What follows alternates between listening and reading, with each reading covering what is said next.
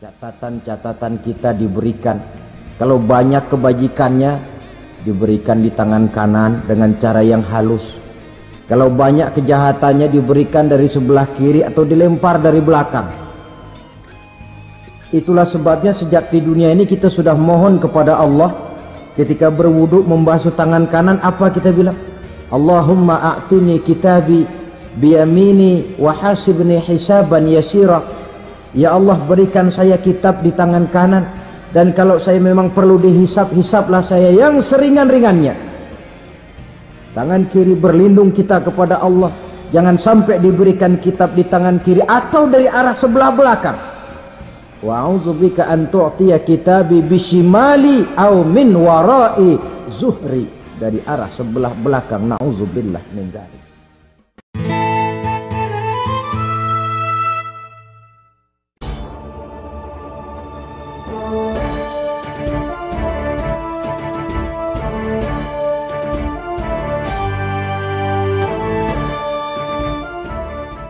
Assalamualaikum warahmatullahi wabarakatuh. Saudara hadirin yang saya hormati,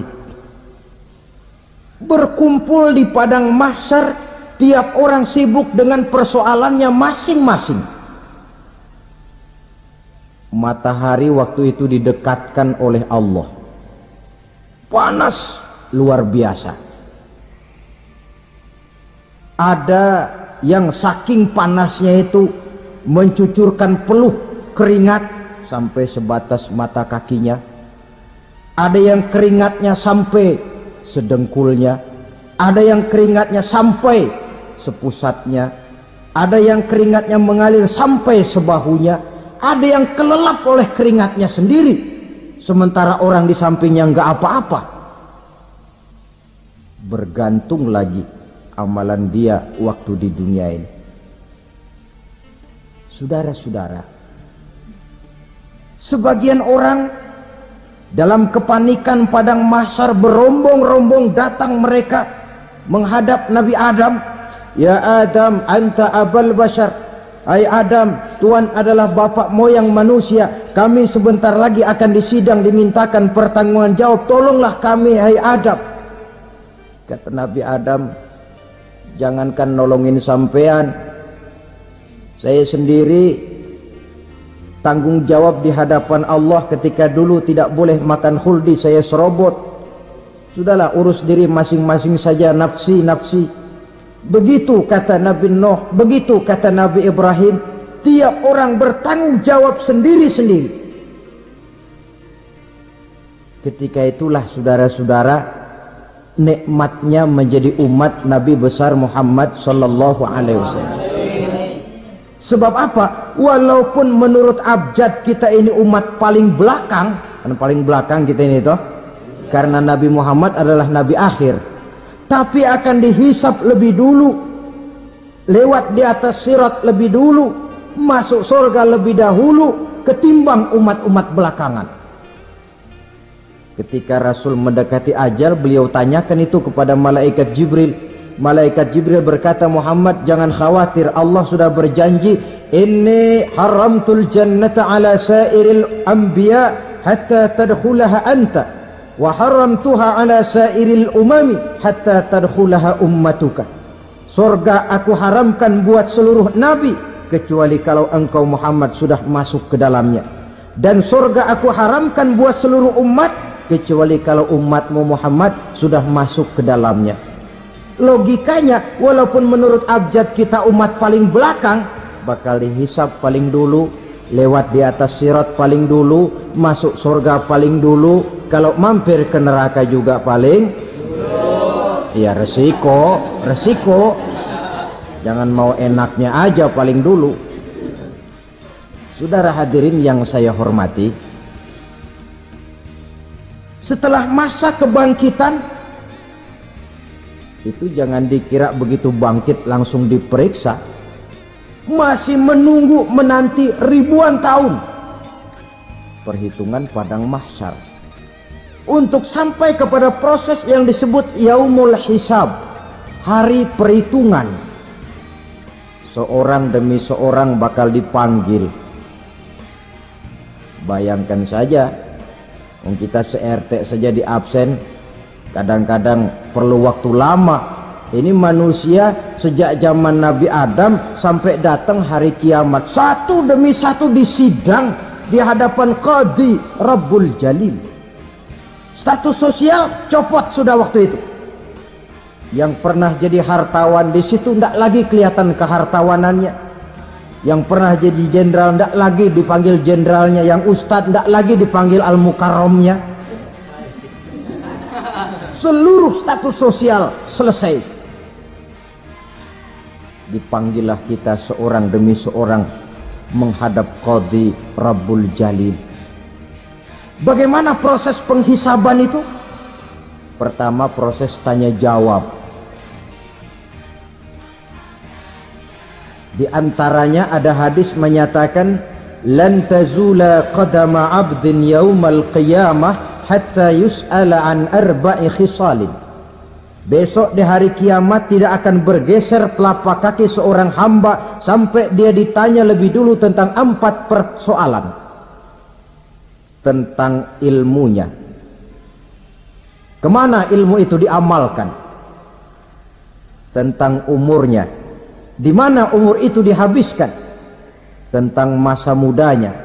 Kemana masa muda itu dipakai? Tentang hartanya. Dari mana harta itu didapat dan kemana harta itu dibelanjakan. Ini termasuk proses tanya jawab. Jadi kalau istilah pengadilan dunia, nama Fulan bin Fulan. Kamu waktu di dunia diberikan umur panjang untuk apa?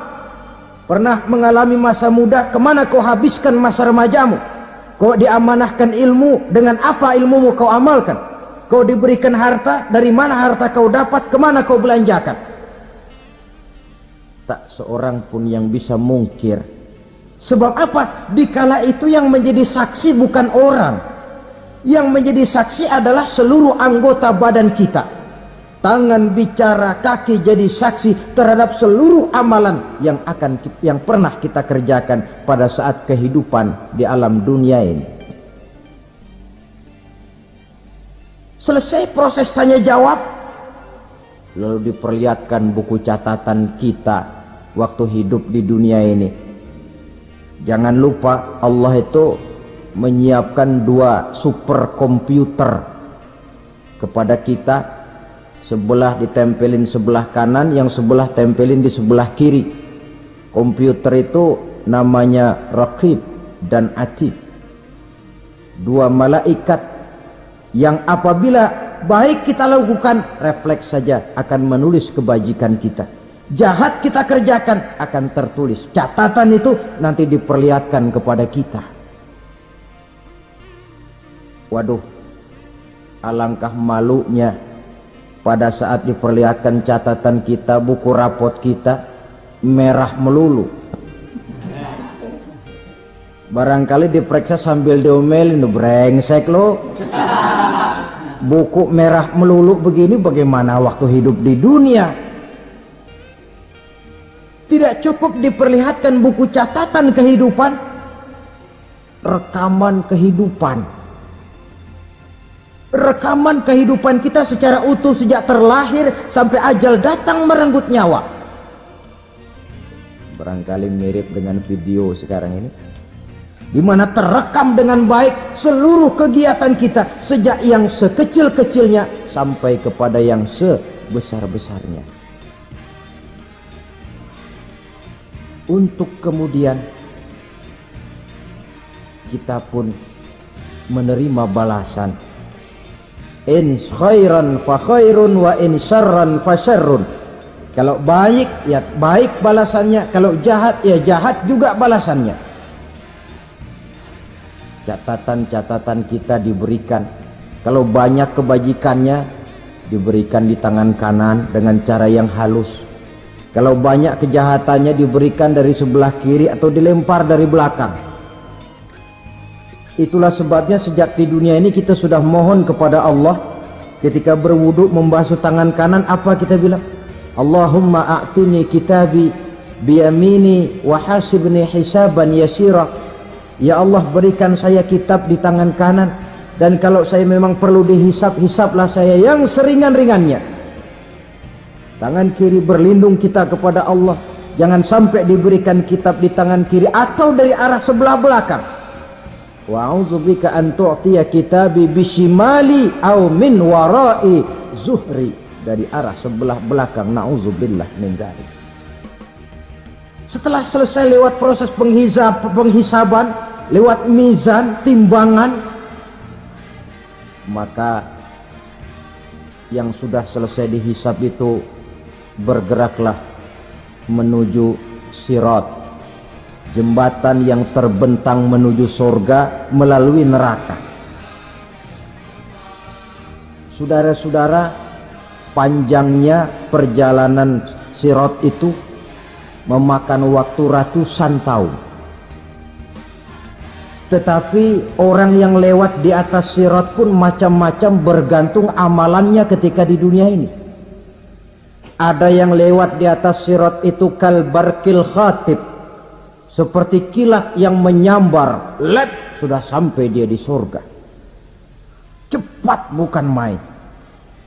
Ada yang lewat di atas sirat itu seperti orang lari-lari. Ada yang lewat di atas sirat itu seperti orang jalan biasa.